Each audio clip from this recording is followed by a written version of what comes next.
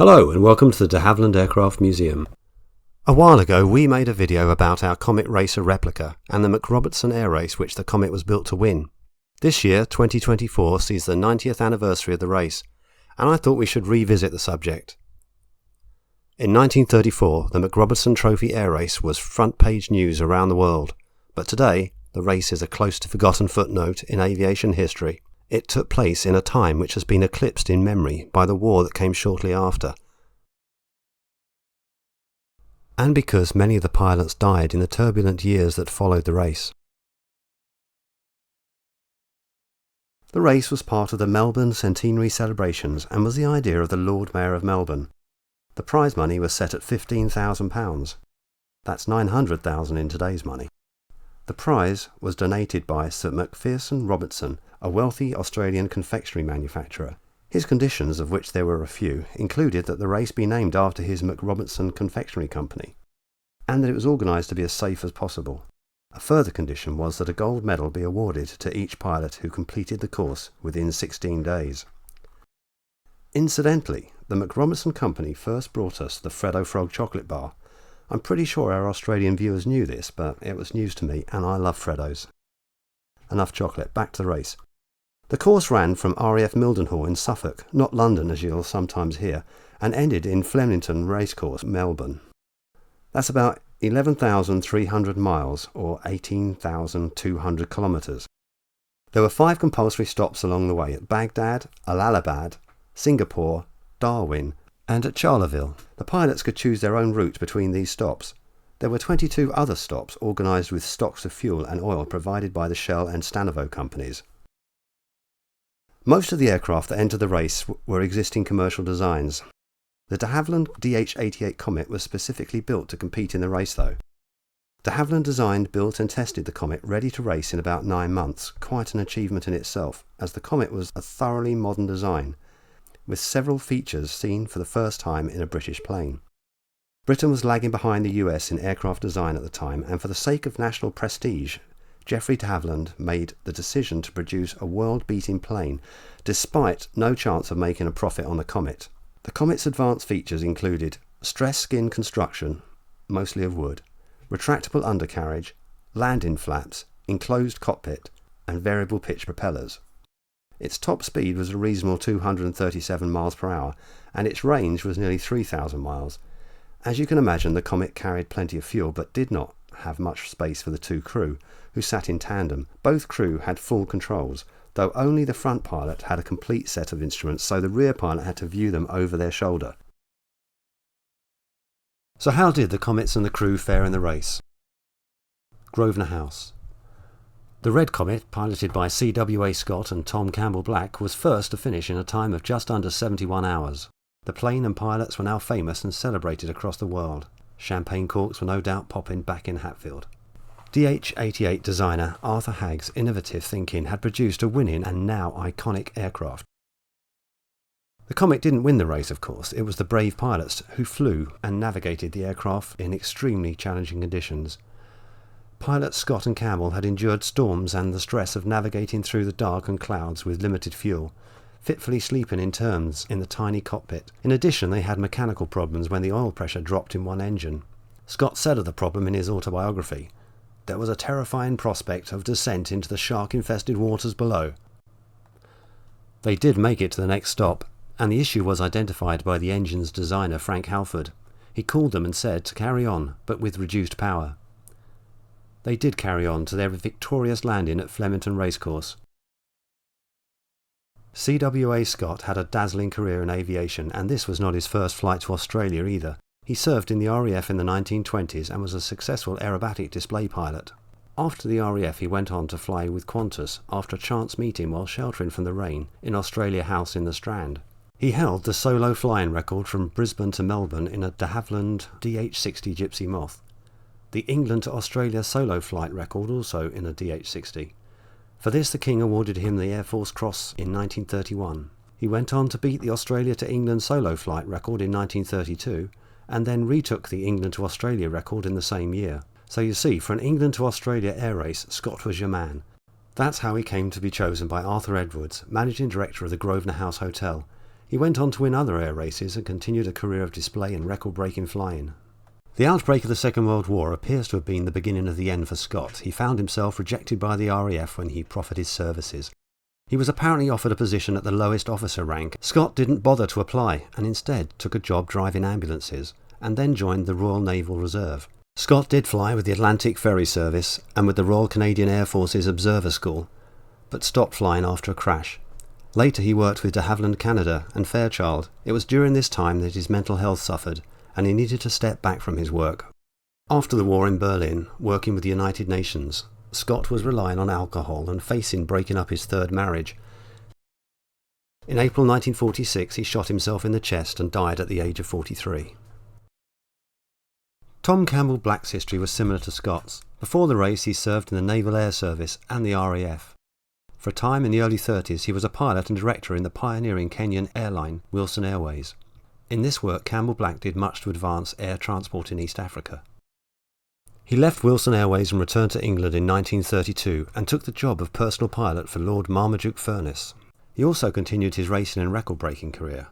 In 1935 he flew the fifth and final DH-88, named Boomerang, in an attempt on the record between London and Cape Town. It managed to reach Cairo in a record 11 hours and 18 minutes, but the flight had to be abandoned after the aircraft developed oil troubles. In 1936, Tom Campbell Black was in his plane on the ground at Speke Airport, preparing for a race to Johannesburg, when another plane collided with his while taxiing. He died on the way to hospital, aged 36.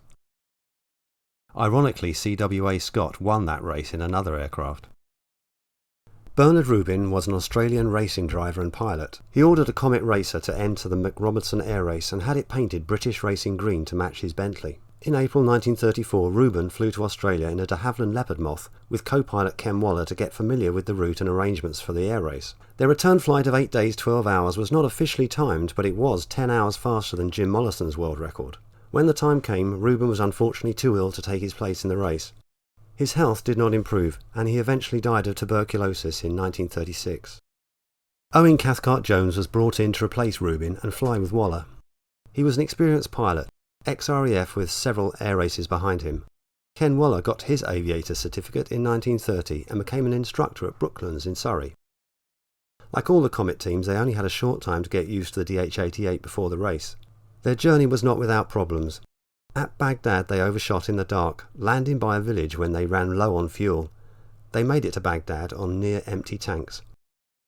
When they were taken off again, they found that they had an oil leak and had to return for repairs. Later in the flight, Cathcart Jones recalls arriving at Mount Isa in Queensland and not being able to see the airfield until the locals used their car headlights to light the way. They carried on to finish without further incident and with a fourth plane to reach Melbourne. The day after they finished the race, Cathcart Jones and Waller took off for the return journey, carrying films of the race with them. On the way they suffered engine trouble at Allahabad. They found the Mollisons still there and were generously given 2 good pistons from Black Magic to allow them to continue. Arriving back in England they'd set a new round-trip record of 13 days, 6 hours and 43 minutes. Later that year in December, Ken Waller took the Comet, now named Reine Astrid, from Belgium packed with Christmas mail and landed in the Belgian Congo. Black Magic. Comet Black Magic was owned and flown by husband and wife team Jim and Amy Mollison. Both were accomplished and famous aviators and held records for long-distance flights. Amy was better known by her maiden name Johnson and was already an international celebrity.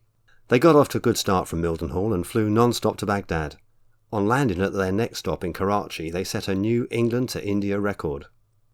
Things started to go wrong at this point, with Black Magic's undercarriage failing to retract on departure and finding they had the wrong map.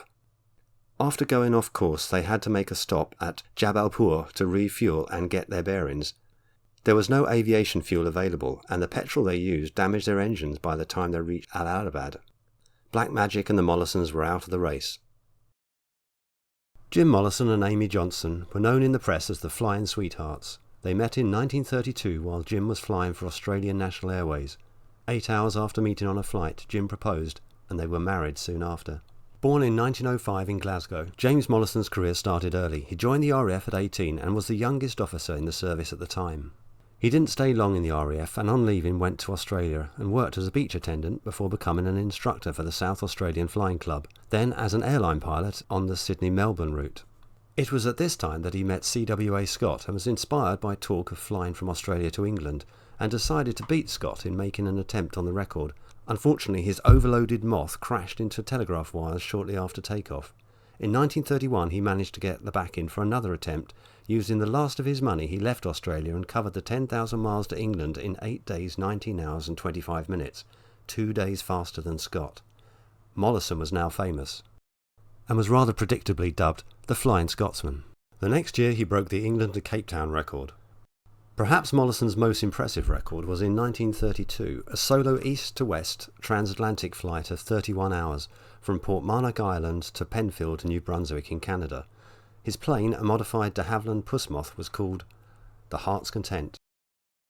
Amy was probably the most famous of the flyers in the race. She came to public notice in 1930 when she became the first female pilot to fly solo from England to Australia.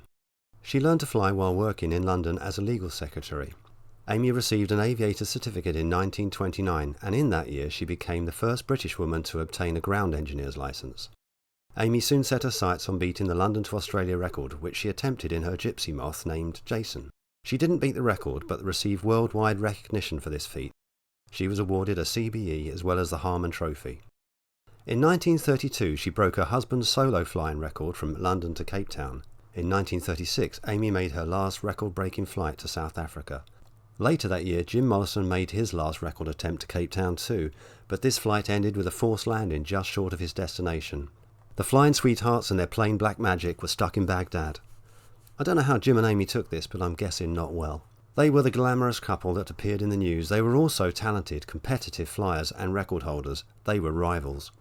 Amy divorced Mollison in 1937 and reverted to her maiden name. When war broke out, Jim and Amy both joined the Air Transport Auxiliary, the ATA. On the 5th of January 1941, Amy Johnson was lost in an incident, the details of which are disputed. She bailed out of an aircraft she was flying before it crashed into the sea in the Thames estuary near Herne Bay. The weather was poor and she was off course by some way. A rescue attempt was made when her parachute was seen by passing warships. The rescue failed, and Lieutenant Commander Walter Fletcher lost his life trying to save Amy from the water. Amy Johnson was never seen again. Jim Mollison survived the war and was awarded an MBE for his work with the ATA. After a very successful career, he retired from aviation, settled in London, remarried and managed a pub. His pilot's licence was revoked in 1953. He suffered from alcoholism later in life. He died in the Priory Hospital, aged 54. The race itself was deemed a success in promoting air travel. The DH-88 was used in a number of other record-breaking flights over the next few years. It was, after all, a specialised aircraft built for speed and endurance. The American airliners in the race were the real winners, showing the possibility of opening up new routes and shrinking the world for air passengers. But de Havilland did gain valuable experience in advanced aircraft design, using features that were incorporated in future designs. In the end, the race had a great effect on aviation development and should be remembered as a historic moment in aviation history. Comet Grosvenor House is part of the Shuttleworth collection, where it has been restored to flying condition and can be seen flying there. I suggest you pay it a visit. Black Magic is being restored in Derby by a dedicated team. Look them up. And please come and see our wonderful replica of the green one and our display about the Comet. Thank you for watching.